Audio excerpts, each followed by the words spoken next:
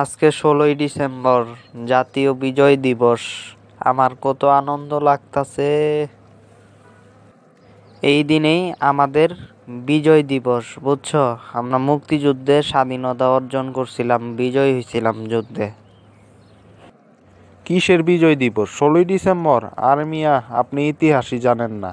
16ই December বিজয় দিবস না, 16ই December তো পাকিস্তানি সেনাবাহিনী ভারতীয় সেনাবাহিনীর কাছে আত্মসমর্পণ করছে, পাকিস্তানের পতন দিবস, বুঝছেন?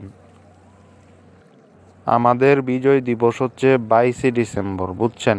16ই ডিসেম্বর পাকিস্তানের পতন দিবস, যেদিন পাকিস্তান পরাজিত হয়। কিন্তু 22শে ডিসেম্বর আমাদের শেখ মুজিব সরকার, তিনি বাংলাদেশে প্রথম দায়িত্ব গ্রহণ করেন এবং সেদিন থেকেই আমরা বাংলাদেশ স্বাধীন করতে পারি এবং বিজয় দিবস সেটাই আমাদের, কারণ 22শে ডিসেম্বর আমাদের হাতে বাংলাদেশের নিয়ন্ত্রণ যায়।